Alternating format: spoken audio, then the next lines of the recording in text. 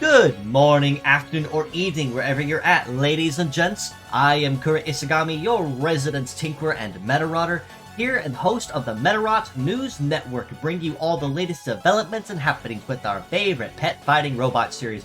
I first would like to say I hope you all had a fantastic end of 2023 and a happy new year into 24. Not sure whether you spent it with friends or alone, whether or not you watched the ball drop or whatever you decided to do. I do hope it was still a very pleasant time all around to say farewell to the old year and in with the new. And when it comes to Medarot, that is most certainly no exception either, because we've had not one, not two, but three brand new models grace us just this week alone. And the first one as the first official welcome package with us going into 24, and that is the legendary dragon type from Medarot Navi, Bahamut. But I have already covered him in the past with a quick episode on the fly. If you have not seen that, do make sure that you please make sure at some point. But I also will be covering him as well for sake of just staying with traditional coverage. But as you see here, you're probably wondering who these two types as well if you're not in the know. These are actually two more Ori metas that have been kind of fallen by the wayside for a while, but it is nice that they are finally joining the limelight, not just on the stage of Row Battle, but also to start us off with the new year of 2024. That being said, let's go ahead and jump right into what was announced for this week, starting of course with the Gacha Banners and the highlights to be expected. Now the first two models, as you see here, is IDL-05 Brave Man with Guard Heater, Thunder, Flame, Wheeled Legs, and the leg ability of Rumbling, and his twin, IDL-06 Dear Hero, with Mobile Cooler, Tornado, Hyper Freeze Shot, Float Legs, and the leg ability of Assail.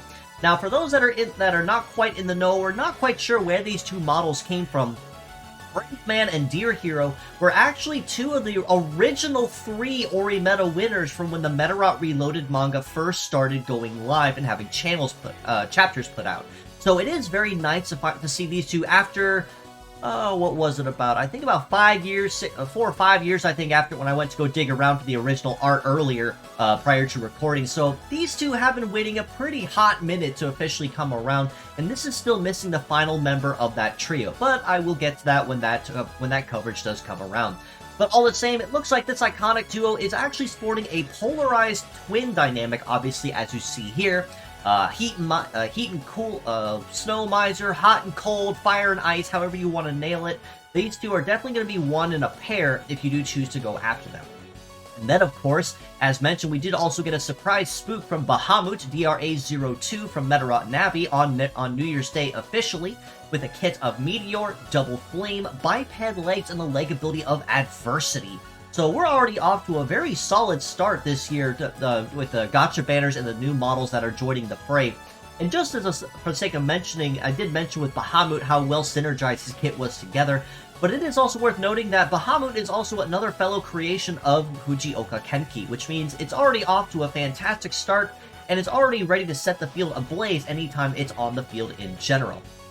Now, as if this wasn't enough, they are also rerunning all of the previous IDL-type models that we've had up to date, minus, of course, Deer Idol, which is the original Idol type. But excluding that, we have IDL-01 Deer Stage with Full Charge, Bug, Freeze, Biped Legs, and the leg ability of Rush, who also is capable of Tune-Up.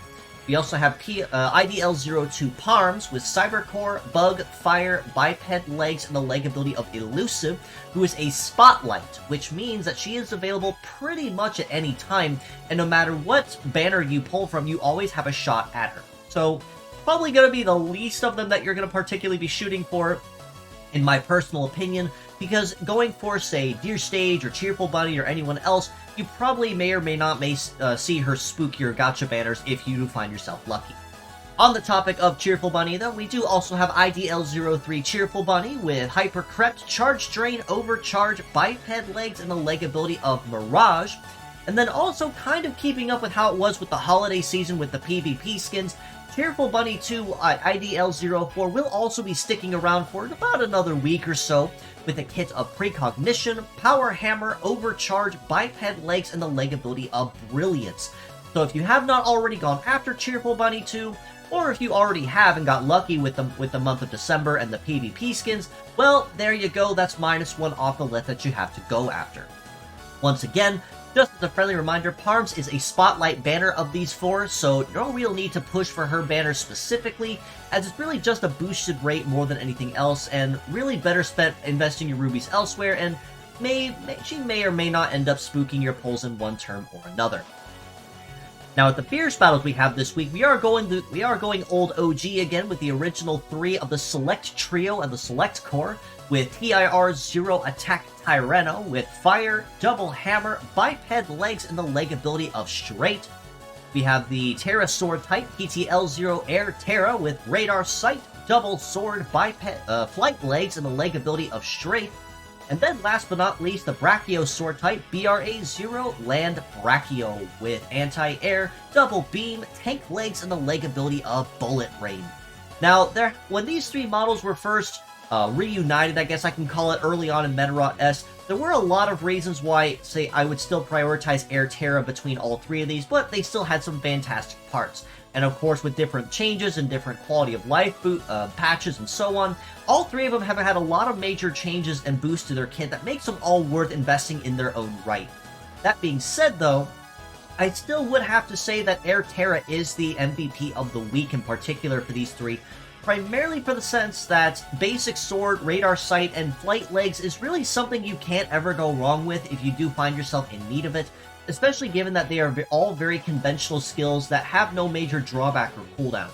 Hammer is really good now that we have the Silent Leader mechanic in Medarot S as well, and Land Brachio for tank legs with Bullet Rain for your shooter types, but in particular, Air Terra is definitely going to be the way to go if you need to pick one to invest in more. If you are new to the game or relatively starting out, it still would benefit you to collect all 3 just for the sake of having them on hand, as it's often found that having parts on hand is better than, of course, not having them at all. Now, with PvP skins, of course, keeping up with the tradition for online Meta League, we do have our first teaser and look at the new skins that will be going live this week. This month for January, of course, with the traditional New Year's and the Year of the Dragon kind of theme that we have going on in particular. This month, we'll be having highlighted gacha rates and skins for the Ancient Mount Fuji style, Hawk style Should Wyvern, and Eggplant style Shanglong. Now, of the 3 that are here, the Ancient is a spotlight, which means, much like Parms in the IDL banners, you really don't have to push too hard for the Ancient because, worst case scenario, he's going to come spooking your banners at one point or another anyway, and the only one that's going to be up is just a boosted rate for him. Now, that's not to say that he's terrible or not worth going after, but it would save you on rubies to know ahead of time that you really don't have to invest in him too heavily, unless you're hell-bent on actually getting this particular dragon specifically. Should Wyvern in particular, I am kind of scratching my head over primarily for the fact that Wyverns technically are in the same vicinity realm of dragons, so it's not necessarily wrong. Perhaps there's some kind of a cultural thing that I'm not quite catching here that I'm not picking up on, but still a great skin all the same. And then of course there's the rather strangely colored eggplant style Shanglong that you see here as the last one. Now, of course, Shanglong and Should Wyvern are pickups, which means they're going to have much more value with the PvP skins this month in particular, and whether you go for one or the other, the Ancient may or may not spook you as you go about them. One thing to do bear in mind, though, is Shanglong is a meta change style bot, and I believe he is probably one of the few first, if not the first, of meta change bots earned in PvP that have skins earned in PvP. So just as a friendly reminder, the Gacha Banner for him will probably be just a little bit more unforgiving, as it means you will either get the entire set all at once, or not at all. So just bear that in mind if you do choose to go after him all the same. Now in terms of other stuff, this was briefly covered because it has been ongoing for about a day now since New Year's, but for those that are out of the loop or unaware, we do have a brand new super invasion that is joining the permanent list, and that is a specialized Year of the Dragon Super Invasion, as you see here, featuring Bahamut as the new introduction to the DRA family, as well as other models such as Shanglong, the Ancient, and Moon Dragon, featuring special guests Seagaru and other dragon or draconic or serpent type models to get to join the fray with that.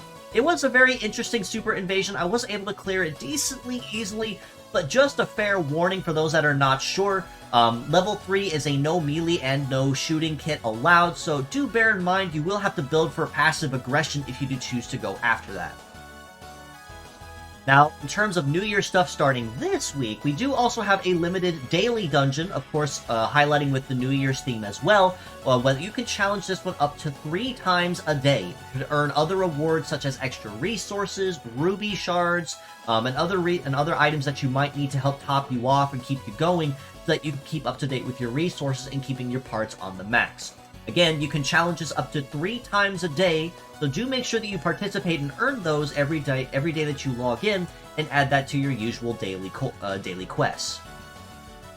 Now, in terms of event stuff, much like it was last week, it looks like we're kind of going into a 2-phase, or at least 2-weeker kind of event, which is kind of what I anticipated based on how they guessed it. But this week is going to kind of tie in and bounce off of what started last week, where you can earn a chunk of the previous reward medals through 2023. This week, you can also do the same. Some examples here, as you see, is the Gear Medal, the Guardsman Medal, Select Core, Elephant, Spy Medal, and so on. Lots of fantastic medals to be earned and collected as well to help keep your teams flexible on the fly at any given point, no matter what. In addition to this, as if this wasn't already reward enough, and it's most certainly a very big reward indeed, especially if you are a new player or a rookie that's just starting out, you also have the opportunity to earn SMK0 Shaman Miko, with a kit of First Aid, Double Bug, Float Legs, and the leg ability of Haja. Now, compared to most other event rewards, Shaman Miko was one of the ones that I rated particularly highly for the fact that her Float Legs and even her kit, as well as a base 2-star model, was very well rounded and parts you could use very quickly and almost immediately once they're raised. First Aid, Float Legs with a Haja for stat cleanse is a model you really can't ever go wrong with. Then of course Bug on either arm if you need to implement some turn skipping. So this is an event you most certainly don't want to miss out on either, and that is just one of 2 reasons why. Now, in terms of how this event will play, much like last week, it is also milestone based, so you will want to stick with your pure sets and stick with those as your main team, but just change it up for the parts and the sets in particular that give you the best bonuses. Now, the nice thing about this event though is that there is no boss fight mechanic that was listed with this one, so that means that you can go in with your teams, auto farm, and let them do all the hard work for you. So, and on that note, I think this half of the event is going to be notably more forgiving than last week's, for a number of reasons. Likely that a lot of the Medarotters are going to be relatively the same as they were last week for bonuses, and bots are going to be relatively easy to collect as well. There, as you see, Brave Man and Deer Hero there at plus 15% per part as a set. Deer Stage, Cheerful, and Cheerful Bun 2 both at 10% each. The highlighted PvP bots and Parms at 9% per part, Shaman Miko and Torito Beetle at 7%, and the Fierce Battles at 6% per part. For Medarotters, same case, again, SR rank Kagami and Katsura at 10%, 5% for SR Ibuki, Nozomi, or Hisaki, which does change it up slightly from where it was last week. N or R rank 5 or 3% for Kagami Medarotter, and 3 or 1% for the R or N rank of the same 3 ladies as mentioned before. Like I said, I do believe this is going to be a relatively forgiving and fairly easy week in terms of farming for this reason. Now, if you are starting out and don't have a lot of parts, probably not as heavily for you because a lot of these models are gacha based, so you may or may not be investing a lot of rubies on that front, but still worth farming for all the same so that you can maximize those bonuses and earn all those medals. Because compared to parts where you can still kind of change things up as you can on the fly, medals is where you're going to really find your hard line at when it comes to your compatibility. So if you perhaps have a medal that's good with skills but not with legs, you're going to be kind of out in left field with no real support there and have to change things up. More medals equals more flexibility. That is the plain and simple point, period. On the community front, since most of the game stuff is pretty much covered, again, it was a relatively light week in terms of game-related stuff. Yesterday, we got Bahamut as the New Year's model to celebrate the Year of the Dragon. This week, we will be getting a Brave Man and Dear Hero, another pair of Ori metas from the Reloaded Manga. And on the topic of the manga and the games, we are still always looking for translators to assist us with any translation endeavors or projects. Right now, Medarot 3 is still currently in that tentative 100% phase. Some minor bug fixes here and there. Updates on the trading screen have been officially released, and it's looking very solid on there. So, aside from some grammar bugs and some fixes, just to make sure everything's reading as it should, and no major crashes or fatal errors, Medarot 3 is for the most part basically done and ready to play at any time. So if you want to stream it or play on your own time, it is now available to you. We would also love to work on other titles such as Medarot 4 or 5 or Navi, or the Medarot Reloaded Manga in particular, especially now since all the volumes have been released as ebooks on the Japanese stores where you can purchase them. So I would love to see an official scanslation of that beyond the first couple chapters, which is really all we were able to do. But if you are knowledgeable in coding, cleaning, or Japanese and have some time on your hands, or if you know somebody that would be able to give us a hand, definitely reach out to us, join our Discord, and reach out and ask, and we'll get you in touch with the right people to fill you in on what has been done and what still needs done up to this point. Now, in terms of art highlights here, I decided I was going to start off the Year of the Dragon right and highlight a couple of artists that actually chose to bounce on that theme as well. One of them here, at Twitter user YukiMar03, decided to highlight everyone's favorite Chinese dragon from Medarot 9, Shenglong, with both his base and his meta change forms in particular. And being completely honest, even though Shenglong isn't a model I may use super often, unless in very rare instances or scenarios, I have to say I still really like his design overall, especially with the blend of colors between the turquoise and the green. And I really love here with the flat pastel color on the media that you see here. Very well done, and I'm very happy to see this as well. And then, of course, this one here by Mousepiece F, highlighting the passing of the ceremonial passing of the torch between 2023's Year of the Rabbit with Vorpal Rabbit, handing off the year to Sigaru for 2024 and Year of the Dragon. And I really like that friendly nod that they have between these two, not just in the year and the formal passing of the torch kind of thing, but also in the sense that both these models actually debuted in the same game of Medarot Navi, so they will have a relatively closer familial connection than most other models that are highlighting or celebrating particular New Year's or themes or symbols or whatnot. So definitely give both of these people a follow if you'd like to see more wonderful art in your feeds, and keep them in your feeds to keep on the day and support our local artists in the community. Now, one final note also as well, just to officially start this year off on the right note, as a friendly reminder, I am still always open for commission, both 2D and 3D. I can do live 2D models ready to rig, as you see here. I can do 3D models fully rigged. I can do props, meshes for 3D printing, and so on. More than happy to do those. I can do 2D art of varying levels of degree and complexity, standard art, a transparent background, icons. I can do emotes, as you see, and I'm more than happy to work with you as well for pricing based on what you're asking or what you're looking for. But the reason my prices are listed as you see here, and I don't really see them changing anytime soon, is because I want to stay on the more affordable level, primarily geared toward newer VTubers or content creators just looking to start themselves out, and don't want to break the bank trying to get a hold of some custom stuff to help get their streams and their content and their channels up and running. So if you're looking for a model, if you're looking for art or emotes or whatever, definitely reach out to me on Twitter at Isagamikura or on Discord as well, and reach out to me and ask about it. We can most certainly make something happen and try to get you hooked up with some high quality stuff to get you started.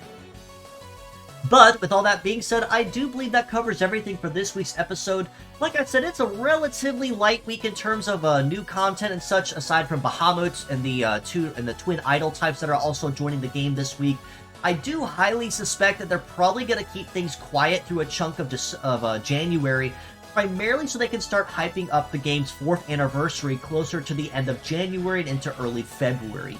So I don't think we'll be seeing any collaborations for the next month or so, at least in my personal opinion as a guess. So this will be a very good opportunity to collect some resources and recoup a little bit, and just kind of take that ceremonial breath of fresh air and relax a little bit, and just try to help collect rubies and refill your inventories. But with that being said, if you'd like to know more, you can follow us below on Facebook at the Medarot News Network page, or the Metabots Forever community on there that is also run and managed by me. You can also join us on Discord in the link provided and in the comments below, and this will allow you to keep an even closer ear to the ground on the action. This includes any new links to merchandise, fan art, contests, which we definitely do plan to hold a lot more of through this next year, my weekly episodes, or anything else of the like. The Discord server is the first place you're going to hear it before it goes anywhere else on the net. So definitely join us there if you want to keep a close ear to the ground and stay up to date with all things related to your favorite fighting robots.